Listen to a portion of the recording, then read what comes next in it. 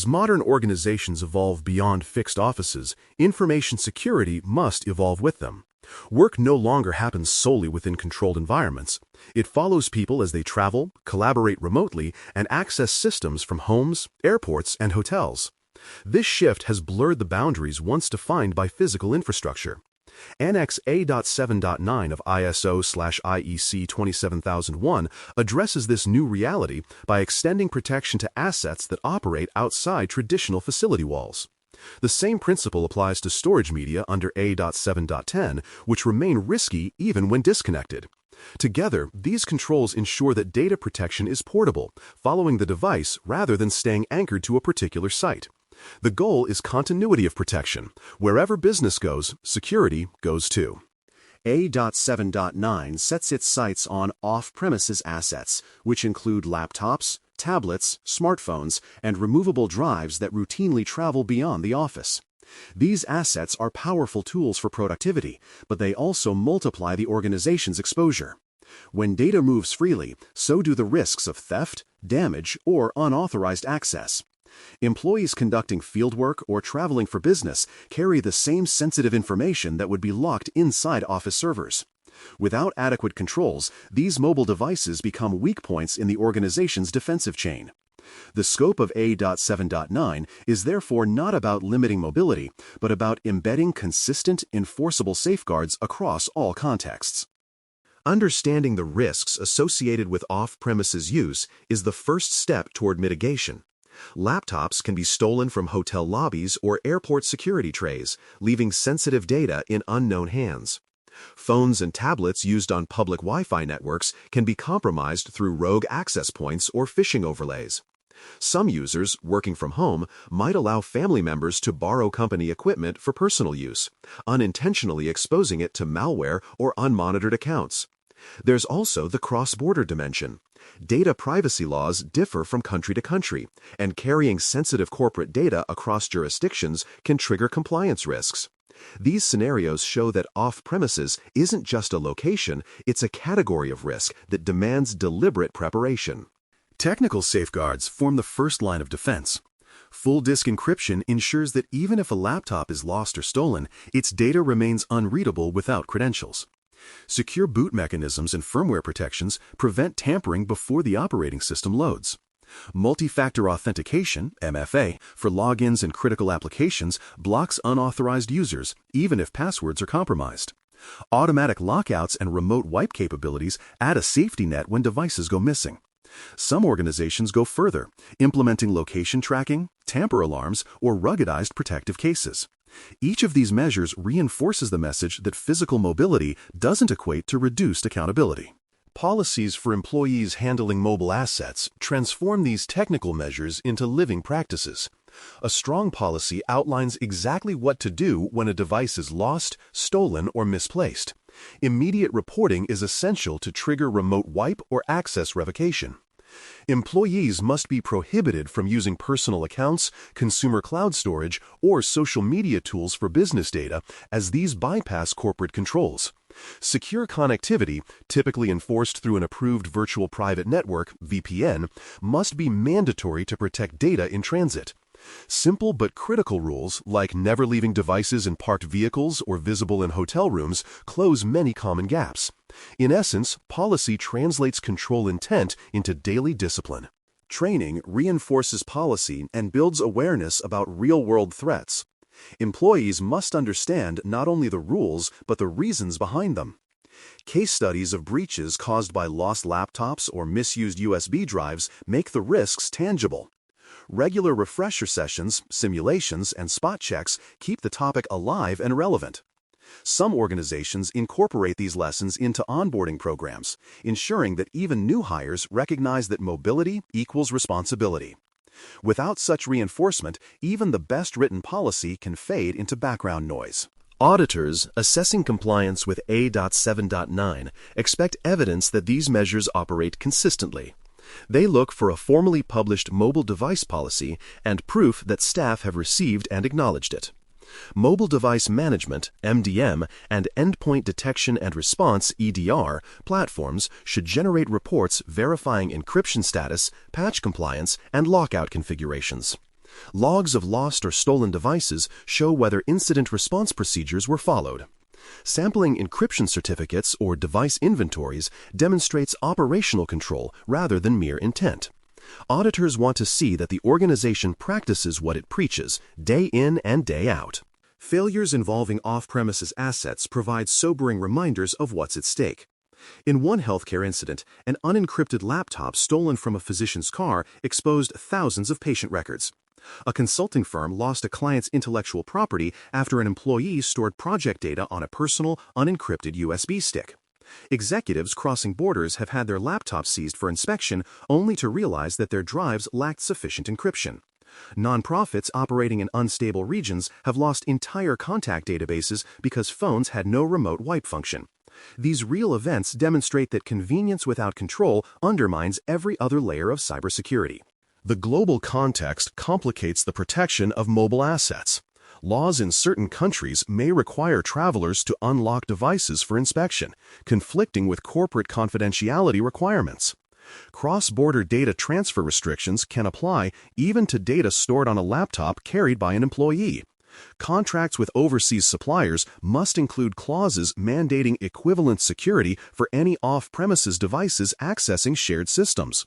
Insurance policies should explicitly address coverage for lost or stolen equipment abroad, clarifying who bears financial and reputational liability. Even cultural norms can matter.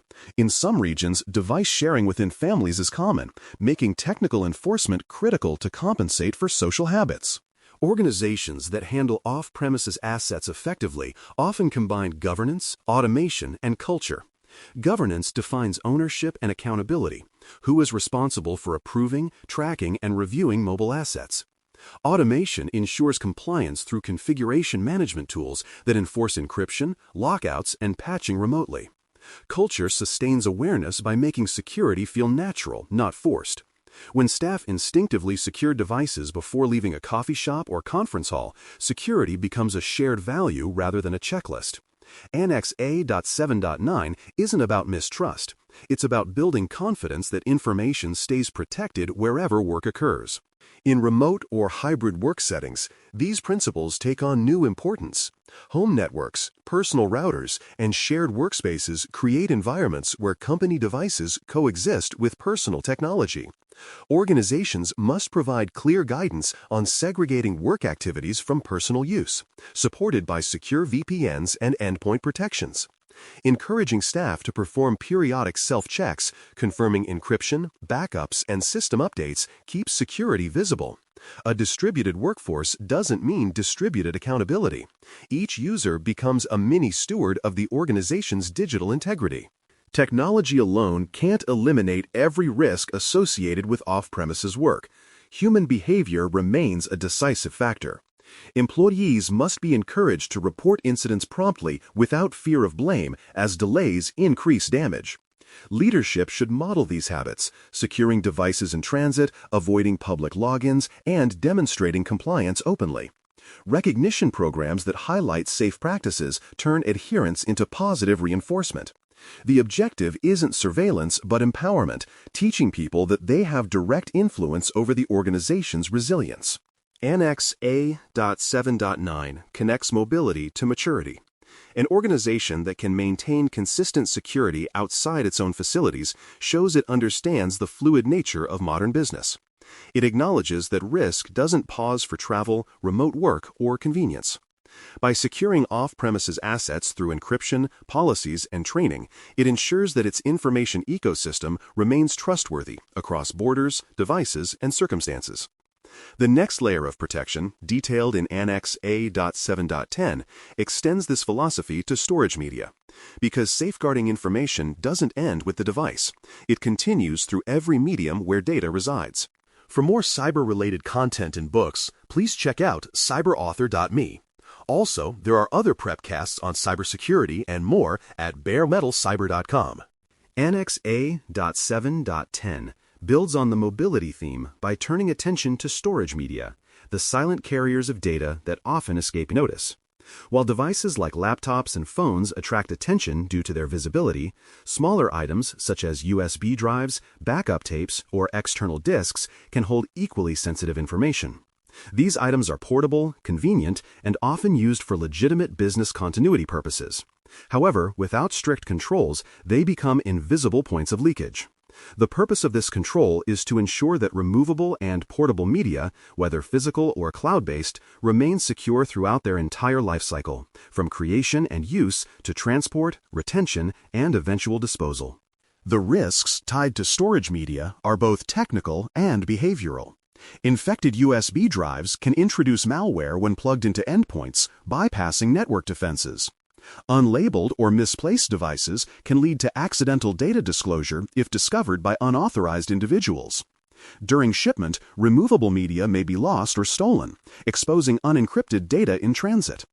Even when media is no longer needed, residual information left on improperly wiped drives can resurface in secondary markets. These risks persist because removable media often sits in the margins of organizational awareness, easy to overlook yet capable of triggering severe breaches. To address these challenges, Annex A.7.10 calls for specific technical and procedural controls governing media use. All sensitive information stored on portable media must be encrypted, ensuring that even if the item leaves the organization's custody, its contents remain protected. Approval should be required before employees can use or connect removable media to corporate systems, limiting exposure to unauthorized or non-compliant devices. Endpoint protection solutions such as data loss prevention, DLP, and port control tools enforce these restrictions automatically, blocking unapproved media or flagging data transfers. Maintaining transfer logs provides traceability, proving that media use is controlled and deliberate rather than ad hoc. Transporting storage media securely requires the same rigor as handling cache or confidential documents. When media must be shipped or couriered, it should be packaged in tamper-evident materials that reveal any attempt at interference. Couriers should be vetted and trained to handle sensitive shipments, and tracking numbers must follow the item from sender to receiver. Some organizations maintain formal chain of custody documentation that lists every individual who handled the media during transit. Segregating media from general mail or deliveries minimizes confusion and reduces accidental loss.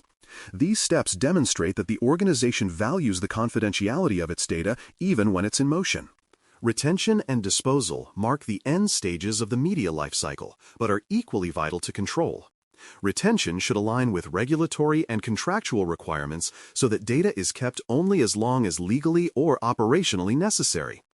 When media is reused, it must be securely overwritten or cryptographically erased to prevent recovery of previous data. Devices that are damaged or obsolete must be physically destroyed, often through shredding, degaussing, or pulverizing. Each disposal event should generate a certificate, providing verifiable evidence for auditors and regulators. This level of rigor ensures that sensitive information cannot resurface long after its intended purpose has ended. Evidence of compliance with Annex A.7.10 typically includes a combination of policies, inventories, and operational logs. The organization should maintain a removable media policy describing approved types, handling expectations, and encryption requirements. An inventory system tracks issued and returned media, ensuring no device is unaccounted for. Logs should record encryption events, transfer activities, and final disposal actions. Incident records documenting lost or compromised media demonstrate that the organization tracks not only success but also failure. Together, these records illustrate a mature control environment where accountability extends beyond network systems to the physical objects that carry data.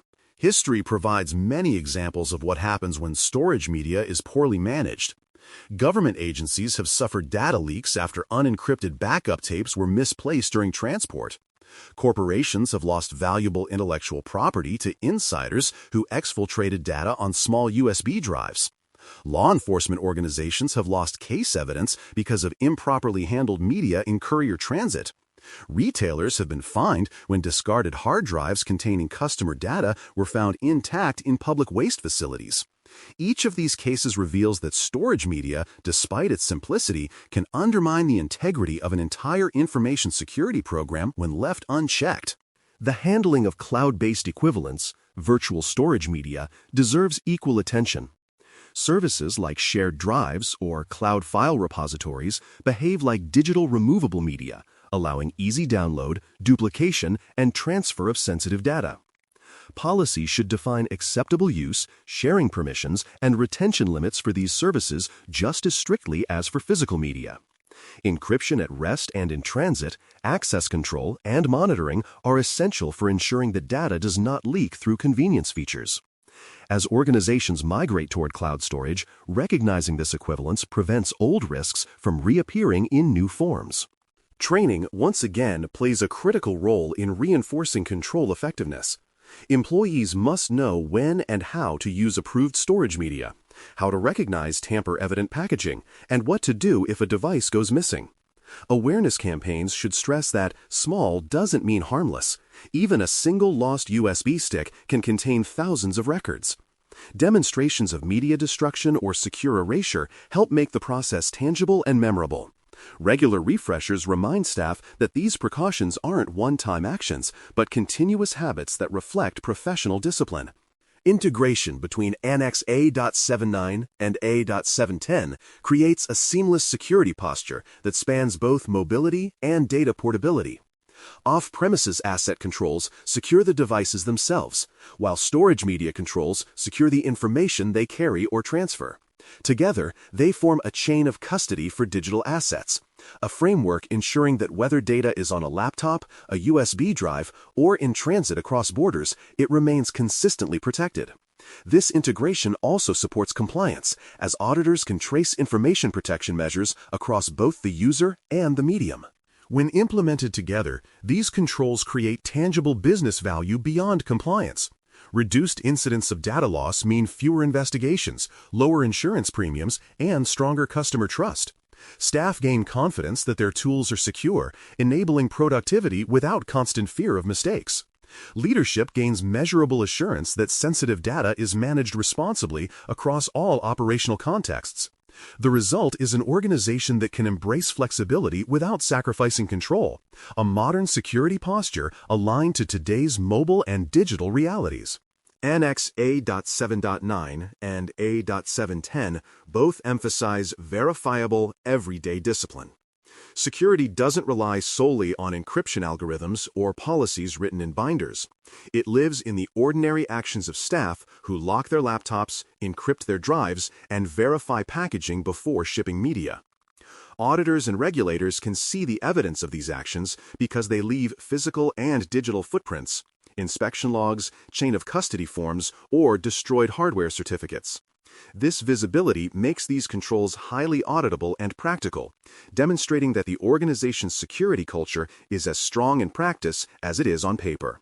By integrating control of mobile devices and storage media, organizations ensure that data remains protected from creation to destruction. When security follows the asset, not the building, the organization achieves resilience that transcends geography and technology. These controls are reminders that cybersecurity extends into the physical world, and that the simple act of securing a drive or a device can make the difference between routine operations and a headline-making breach. In environments where data moves faster and farther than ever before, the discipline embedded in A.7.9 and A.7.10 becomes not just best practice, but a baseline expectation for trust and accountability.